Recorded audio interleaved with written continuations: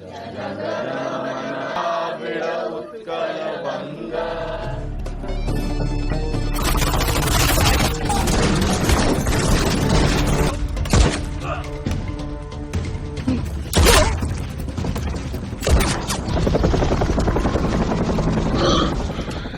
sahabat, Assalamualaikum. Semoga sehat selalu dan senantiasa berbahagia. Terima kasih sudah subscribe dan menyimak video-video LK21 Revive.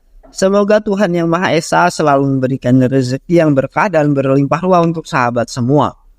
Nah, kita sapa-sapa dulu para penonton LK21 Revive. Terima kasih buat Rianti Uli, Imam Hanafi Arni, Merina Dinto dari Maluku, Emiliano Monis dari Timur Leste, Milan Mulyo dari Pasuruan, Nilahi Afwan Cirebon, Rusdi Mirwan dari Pekanbaru, Sudirman Agus dari Kediri, Wahyu Opel dari Cimande Bogor, dan buat teman-teman semua yang belum mimin sapa nanti di next video ya. Oke, kali ini LK21 Revive akan membawakan sebuah alur cerita film yang berjudul Bastard 2024. Bagaimana keseruan filmnya? Gak perlu banyak basa-basi, ini dia alur ceritanya.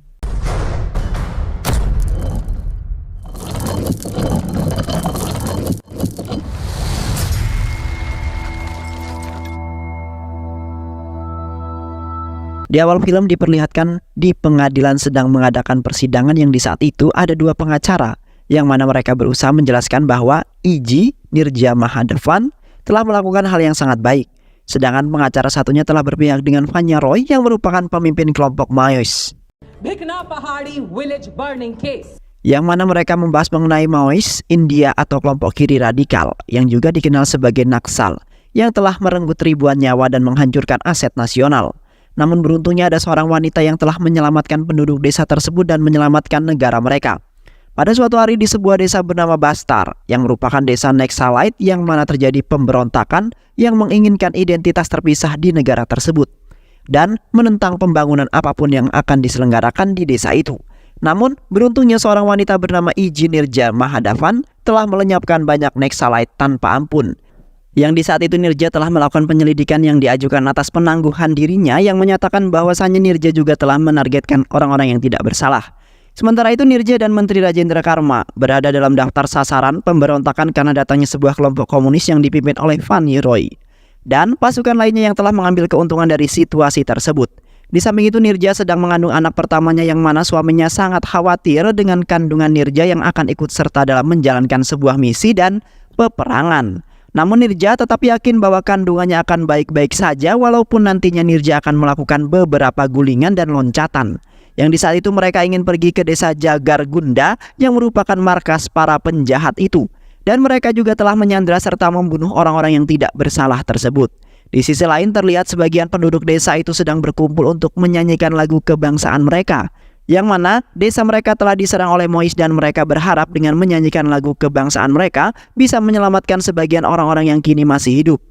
Tak lama kemudian kelompok komunis itu datang dan dipimpin oleh Laksmi yang di saat itu mereka telah memerintah penduduk desa untuk melepaskan bendera India. Dikarenakan mengibarkan bendera nasional adalah sebuah kejahatan yang dapat dihukum mati berdasarkan hukum Maois yang sudah ditetapkan di Bastard yang merupakan pusat kemerdekaan India. Maois India atau kelompok kiri radikal yang di saat itu telah dikenal sebagai Naksal yang telah merenggut ribuan nyawa orang-orang yang tidak bersalah dan telah menghancurkan aset nasional senilai triliunan dolar dalam kobaran api laboratorium komunisme. Dan setelah itu mereka membawa sebagian penduduk desa itu ke tempat markas mereka yang tidak jauh dari tempat tersebut untuk dijadikan sandera dan akan diperbudak ataupun dijadikan sebagian pasukan. Di sisi lain Nirja dan pasukannya menaiki sebuah helikopter untuk melihat lokasi itu. Terlihat ke pedesaan itu terjadi sebuah ledakan yang sangat membuat jalanan menjadi hancur. Sementara itu banyak mayat-mayat yang masih tertinggal di kawasan tersebut dan hutan-hutan juga menjadi sangat rusak. Namun di saat itu helikopter mereka telah ditembaki oleh salah satu anggota Maois yang di saat itu mereka sedang membawa sebagian penduduk desa ke markasnya untuk disandra. Di markas Maois terlihat banyak sekali pasukan yang sedang berlatih untuk melawan polisi Nirja beserta pasukannya. Yang mana Lankaredi yang telah memberikan arahan ataupun yang memimpin dalam kelompok pasukan Maois yang di saat itu mereka sedang menyiapkan sebuah strategi untuk mengalahkan polisi Nirja yang ingin menggagalkan misi mereka untuk menguasai wilayah India. Di markas mereka telah bersedia beberapa senjata seperti tembakan, bom dan lain-lainnya. Dan sebuah pasukan yang telah mereka latih dengan latihan khusus dan sangat keras agar mereka tidak kaget dalam melawan musuh yang lebih kuat dari mereka. Sementara itu, seorang pria yang sudah mempunyai anak dan istri itu diseret ke hadapan Lankaredi. अनुपस्थित आरोपी नंबर 1, Yang mana pria itu yang adalah pemimpin atau provokator dari sebagian penduduk itu dan seringkali melapor kepada para polisi. Dan selalu menjelek-jelekan kelompok Mois yang selalu menindas mereka. Sementara itu, pria tersebut juga tidak mengakui kelakuannya guna menyelamatkan diri dari penyiksaan. Namun di saat itu Lankaredi membacok dan memotong tubuh pria itu dengan menggunakan kampak yang sangat tajam karena tidak mengakuinya. Terlihat pria itu teriak kesakitan karena tangan dan anggota tubuh yang lainnya telah dipotong dan dipisahkan menjadi beberapa bagian karena pria itu sudah membuat Kartam kesal dengan kebohongan dirinya. Sementara itu, istri dan anaknya tidak bisa berbuat apapun yang bisa menyelamatkan, melainkan hanya bisa menangis meratapinya saja. Lankaredi kemudian memerintahkan istri pria tersebut yang bernama Ratna untuk mengusapkan darah suaminya ke sebuah tugu yang berada di tengah-tengah markas mereka sebagai tanda kehormatan dan kemenangan mereka agar Tuhan selalu memberkati mereka. Namun di saat Ratna sedang mengusapkan darah tersebut, seketika itu Ratna pingsan karena tidak tahan melihat suaminya yang dibunuh secara brutal. Di sisi lain, Nirja dan pasukannya tiba di sebuah pos keamanan yang terdapat beberapa penduduk yang berhasil diselamatkan dari incaran kelompok Mois. Di saat itu mereka meminta kepada Nirja untuk melindungi mereka dan menyelamatkan saudara mereka, yang mana sebagian saudara mereka ada yang sudah tewas dan ada yang disandra oleh kelompok Mois. Setelah itu Mirja dan Mr. Karma pergi ke beberapa desa untuk mencari informasi mengenai orang-orang yang mempunyai gerak-gerik yang sangat aneh. Karena bisa jadi kelompok komunis Mois secara diam-diam masuk ke dalam desa mereka. Di samping itu Ratna terbangun dari pingsannya dan masih teringat tentang kematian suaminya. Terlihat sebagian penduduk yang lain sudah tidak ada di markas Mois dan sudah kembali ke desa mereka. Yang mana kelompok Mois hanya membunuh pria tersebut yang merupakan provokator di desa mereka. Di saat itu Ratna dan anaknya pria tersebut sangat sedih dikarenakan sudah kehilangan pelengkap keluarga mereka. Dan setelah itu mereka berdua pulang ke desa mereka sembari membawa tubuh suami yang sudah dipotong-potong dan tewas. Sementara itu, Vanya, Roy, dan Narayan sedang berdiskusi dengan rekan-rekannya yang sedang membuat sebuah rencana untuk melawan pasukan polisi yang dipimpin oleh Nerja yang ingin menghalangi misi mereka. Di saat itu, Vanya memberikan masukan kepada Kartam dan Laksmi untuk melatih para pasukannya dengan latihan yang cukup keras. Dikarenakan polisi wanita Nirja bukanlah lawan yang remeh ataupun lemah, melainkan Nirja mempunyai kecerdasan dalam mengambil sebuah tindakan. Sementara itu, Vanya akan mencari informasi mengenai peta blueprint agar bisa mengetahui letak-letak lemah mereka dan mengetahui jalan untuk memasuki wilayah tersebut dan jalan keluarnya juga. Yang mana ketika misi tersebut berhasil, maka akan mendapat sebuah keuntungan yang sangat besar. Dengan begitu, wilayah mereka bisa dikuasai oleh kelompok komunis Mois. Sesampainya Ratna dan anaknya di desa, terlihat Ratna sudah pasrah dengan keadaan yang telah menimpa keluarga dirinya. Yang di saat itu Ratna telah kehilangan dengan suami dan anak laki-lakinya yang kini sedang ditahan oleh kelompok komunis tersebut. Ratna kemudian membayangkan di mana di waktu itu Ratna sedang bersenang-senang dengan keluarga kecilnya. Namun di saat itu anak laki-lakinya itu meminta paksa untuk bergabung dengan pasukan komunis itu. Ratna kemudian mengubur mayat suaminya itu dengan penuh kesedihan yang sangat mendalam dan seketika itu Ratna sepertinya mempunyai rasa ingin balas dendam atas kematian suaminya itu. Di markas komunis Mois terlihat Narayan sedang mengadakan pernikahan anaknya yang akan membantu ataupun meneruskan perjuangan ayahnya untuk melawan orang yang ingin menghalangi mereka dan ingin merebut wilayah yang kini hendak mereka serang. Di saat itu Narayan memberitahu anaknya agar bisa membantu dan menjadi anak yang tidak mengkhianati orang tuanya. Narayana kemudian menghampiri anak buahnya yang di saat itu telah berhasil mendapatkan uang yang sangat banyak. Yang mana uang tersebut akan dipergunakan untuk membeli beberapa senjata seperti tembakan, bom, dan lain-lainnya. Yang nantinya akan dipergunakan untuk berjaga-jaga dalam situasi yang sangat darurat. Jikalau pasukan polisi dengan tiba-tiba menyerang markas mereka dan akan menggagalkan misi mereka. Dan di saat itu pun Narayan sangat yakin misinya kali ini akan berhasil karena sudah dari jauh-jauh hari mereka mempersiapkan segalanya. Kembali ke pengadilan yang mana di saat itu sang hakim masih belum bisa menentukan keputusan. Dikarenakan sang hakim belum menemukan siapakah yang bersalah dan polisi Nirja belum mengumpulkan begitu banyak bukti. Bahwasanya Vanya Roy yang bersalah dalam tuduhan kasus pemberontakan dan ingin menguasai sebuah wilayah yang nantinya mereka akan mendapatkan keuntungan yang sangat besar dan serta-merta akan berperilaku seenaknya sendiri. Sementara itu Nirja dan Mr. Karma mendatangi desanya Ratna untuk melihat kondisi mereka saat ini. Ratna kemudian menceritakan semua kejadian kepada Nirja termasuk suaminya yang telah dibunuh oleh Kartam secara brutal. Dikarenakan suaminya itu telah melarang anak laki-lakinya untuk bergabung dalam kelompok mereka dan menjadi provokator. Sontak Nirja merasa prihatin sekali terhadap kesengsaraan yang telah menimpa kehidupan Ratna. Nirja kemudian mengajak Ratna untuk bergabung dalam pasukan polisinya untuk membalaskan dendam atas kematian suaminya, yang mana Ratna juga bisa membantu keselamatan penduduk yang lainnya dan menyelamatkan putri tercintanya. Di saat itu Ratna awalnya menolak permintaan Nirja untuk bergabung dalam kepolisian dan membantai para komunis itu, karena nantinya Ratna harus melawan anak laki-lakinya sendiri yang kini sudah bergabung dengan pasukan Mois itu. Namun Ratna berpikir lebih maju lagi, yang mana jika Ratna tidak bergabung dengan Nirja untuk membantai para komunis tersebut, maka akan bisa merugikan penduduk lain dan dirinya sendiri. Yang akhirnya Ratna mau bergabung dan siap mengikuti arahan yang diberikan oleh Nirja.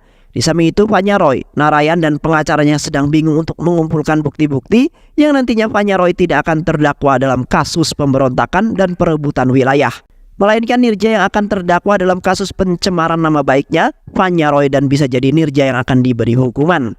Dengan itu Nirja akan dipenjara, sementara itu misinya Panya dan kelompok komunis bisa berjalan dengan sangat lancar dan akan membuahkan hasil yang tidak mengecewakan sama sekali. Di samping itu anak laki-lakinya Ratna telah bergabung dengan kelompok komunis Mois, yang di saat itu anak laki-lakinya Ratna sedang menjalani latihan dasar karena barusan saja masuk, yang mana kelompok Mois melakukan latihan ekstra yang menjadi lincah dan kuat dalam melawan musuh. Dan sepertinya anak laki-laki Ratna sangat senang karena sudah bergabung dengan mereka. Keesokan harinya Nirja dan Sri Vastav menyamar sebagai anak yang mempunyai ayah yang sudah tua dan membutuhkan bantuan.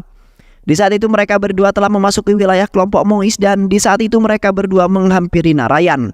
Nirja kemudian dengan cepat langsung menangkap Narayan dan mengancam akan menembak Narayan jika anak buahnya melakukan perlawanan.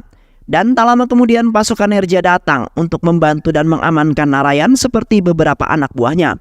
Sementara itu Lankaredi, Laksmi dan pasukannya berada di tengah-tengah hutan.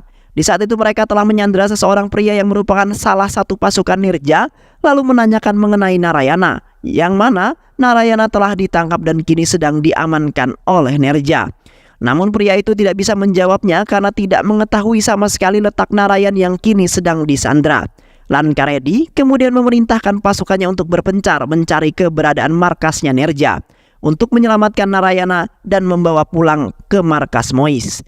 Beberapa hari kemudian, Nirja berkunjung ke desa di mana Ratna tinggal untuk memastikan tidak ada pasukan kelompok Mois yang telah masuk ke dalam desa tersebut. Namun, tanpa disadari Laksmi dan rekannya telah masuk ke dalam desa tersebut untuk mencari informasi serta mencari tahu di mana markas Nirja telah bersangkar dan menyembunyikan Narayana. Keesokan harinya, Lankaredi, Laksmi dan pasukannya mendatangi markas Nirja yang di saat itu Laksmi telah mengetahuinya. Di saat itu mereka telah menemukan sebuah mobil pasukan Nirja yang sudah berguling rusak. Lankaredi kemudian memerintahkan pasukannya untuk menyebar mengelilingi markasnya Nirja. Dan tak lama kemudian pasukan Nirja baru saja sampai ke markas mereka. Terlihat pasukan Nirja sudah kelelahan dan terkena luka seperti setelah melakukan peperangan. Lankaredi kemudian mengatakan bahwa penyerangan akan dilakukan di malam hari saja karena pasukan Nirja pastinya beristirahat. Di malam harinya Nirja merasa tidak enak karena dari tadi Nirja merasa seperti diawasi. Nirja kemudian memerintahkan beberapa pasukannya untuk berpatroli mengelilingi markasnya untuk berjaga-jaga saja. Nirja dan Sri Vastav kemudian berhenti di tengah hutan yang di saat itu terdapat pohon bambu yang telah terbakar, yang mana Nirja berpikiran bahwa pasukan Mois sudah sampai di markas mereka dan kini sedang mengintai markas mereka. Tak lama kemudian pasukannya menghampiri Nirja untuk mengatakan bahwa mereka telah menemukan dan beberapa pasukan Mois yang sudah berada tidak jauh dari markas mereka. Sontak Nirja sangat panik karena sebagian pasukannya sedang terluka parah karena perang. Nirja kemudian menghubungi Pak Menteri bahwasanya pasukan Mois sudah memasuki wilayah Bastar yang merupakan letak markasnya Nirja. Namun di saat itu Pak Menteri tidak merespon sama sekali ataupun memberi jalan keluar untuk Nirja dan pasukannya, melainkan hanya menerima laporan yang diberikan oleh Nirja di saat yang darurat tersebut. Lankaredi kemudian mengerahkan pasukannya untuk melumpuhkan penjaga menara terlebih dahulu. Sementara Laksmi memerintahkan pasukan yang lain untuk melempari markas mereka dengan bola-bola api. Sontak para pasukan Nirja bangun dari tidur mereka karena bola-bola api itu mengenai selimut mereka. Para pasukan Nirja kemudian panik kebingungan untuk memadamkan api yang terus-terusan datang ke markas mereka. Namun para pasukan Nirja tidak bisa keluar dari markas mereka karena kalau keluar mereka akan ditembaki, yang akhirnya mereka ikut terbakar di dalam ruangan itu. Sementara Nirja panik dan terus meminta pertolongan dengan kepolisian pusat karena mereka sedang dalam bahaya. Tak lama kemudian Lankaredi memerintahkan pasukannya untuk mengeluarkan pasukannya Nerja untuk di tengah-tengah ke Lankaredi dan pasukannya. Lankaredi kemudian menembaki pasukan Nerja hingga tewas karena Nerja tidak ingin menyisakan sama sekali. Nerja kemudian membakar habis markas mereka dan menewaskan pasukan Nerja semuanya. Dan setelah itu mereka kembali ke markas mereka karena misi mereka sudah berhasil. Keesokan harinya terlihat Fanny Roy beserta kelompok pasukan Mois yang sedang merayakan kemenangan mereka karena telah membunuh sebagian pasukan Nerja, yang mana adalah sebagian rencana mereka untuk melakukan pemberontakan dan mengambil alih sebuah wilayah. Di saat itu Fanny Roy sangat bangga dengan Lankaredi dan Laksmi yang telah memimpin pasukan tersebut untuk melumpuhkan sebagian pasukan Nerja. Sementara itu kepolisian pusat datang ke markas mereka yang sudah hangus terbakar. Di saat itu Nerja dan Ratna saja yang selamat dalam pembantaian pasukan Nerja. Nerja sangat bersalah sekali karena Nerja tidak membantu mereka dan tidak mengambil tindakan dengan cepat. Di samping itu Nerja juga sangat kesal dengan kepolisian pusat yang tidak cepat mengirimkan pasukan tambahan untuk menolong mereka. Terlihat Ratna dan sebagian penduduk desa lainnya menangis karena saudara mereka telah tewas. Ratna juga sangat menyesal karena di malam itu tidak membantu mereka dalam menghadapi pasukan Mois. Beberapa hari kemudian Fanny Roy diundang ke siaran televisi untuk diwawancarai, yang mana Fanny Roy diduga telah memerintahkan kelompok Mois untuk membantai sebagian pasukan Nerja. Di saat itu Rajendra sangat ngotot bahwa Fanny Roy yang telah memerintahkan karena Fanny Roy ingin menguasai wilayah tersebut dan ingin mendapat keuntungan yang sangat besar. Namun Fanny Roy masih saja tidak mengakuinya, lalu mengatakan bahwa dirinya tidak mengetahui apapun. Fanny Roy kemudian mengatakan bisa saja Rajendra yang telah memerintahkan, dan berpura-pura bersekongkol dengan Nerja dan ingin mengetahui kelemahan mereka, ungkap Fanny Roy. Sontak Rajendra sangat marah karena Fanny Roy tidak mengakui dan telah menuduhnya. Dan akhirnya Fanny Roy belum dipastikan yang memerintah karena belum ada bukti apapun. Di sisi lain di markas Mois terlihat anak laki-laki Ratna sedang berlatih karena sebentar lagi mereka akan melakukan penyerangan yang kedua mereka yang melibatkan seluruh pasukan Mois. Sementara itu Ratna juga sedang berlatih bersama pasukan yang lainnya dan ditemani oleh Nerja. Ratna kemudian mengatakan bahwa Ratna mempunyai dendam dengan Lankaredi, dan Ratna juga berjanji akan membunuh Lankaredi beserta pasukannya karena mereka telah membantai keluarganya. Kembali ke Rajendra yang masih diwawancarai di televisi, yang di saat itu Rajendra mengatakan bahwa kelompok Naksal telah memakan korban yang cukup banyak, yang mana mereka telah menghancurkan rumah penduduk tersebut sehingga kini mereka tidak mempunyai tempat tinggal untuk makan, minum, dan beristirahat. Yang di saat itu anak-anak dan para orang-orang tua kesusahan dalam beraktivitas dan hidup normal seperti orang-orang di luar sana. Rajendra juga meminta kepada semua orang termasuk pemerintah untuk bertindak segera agar bisa membantu dan menyelamatkan orang-orang yang tidak bersalah itu. Namun Rajendra belum melihat pemerintah memberikan bantuan terhadap kepolisian untuk membantu menyelesaikan insiden tersebut. Rajendra juga rela berdebat dengan orang yang mewawancarainya demi meminta bantuan kepada pemerintah untuk orang-orang itu. Di samping itu Pak Perdana Menteri mendatangi kantor polisi pusat untuk rapat bersama Nerja dan jenderal-jenderal yang lainnya, yang mana Nerja meminta Pak Menteri untuk datang dan meminta bantuan atas insiden yang membuat penduduk Bastar yang mengalami penderitaan yang sangat buruk. Pak Menteri kemudian mengatakan, Nerja, Bu Nerja, bagaimana Mois bisa membunuh rakyatmu dan menghilang kapanpun mereka mau? Sedangkan 76 anak laki-laki kita dibantai dan di mana keahlianmu dalam perang di hutan? Dan siapa yang bertanggung jawab atas semua insiden? Tanya Menteri. Nerja kemudian mencela perkataan Menteri yang mana Menteri tidak merasakan apa yang telah dirasakan oleh para pasukan, yang di saat itu mereka telah dibakar di saat mereka sedang beristirahat di malam hari, dan banyak penduduk yang terluka parah. Menteri juga di waktu itu tidak mengirimkan pasukan tambahan di saat Nerja meminta dalam keadaan darurat, yang akhirnya sebagian pasukan Nerja telah tewas terbunuh dan kini Nerja harus mencari pasukan lagi untuk berjaga-jaga jika mereka menyerang. Dan Nerja juga meminta untuk peka terhadap apa yang diperlukan oleh pasukan Nerja. Sontak Menteri pun lalu mengatakan bahwa ia selalu memberikan bantuan dan dukungan, namun Nerja tidak pernah mengetahuinya sama sekali. Dan setelah itu Menteri keluar dari ruangan tersebut dengan amarah yang sangat meluap-luap.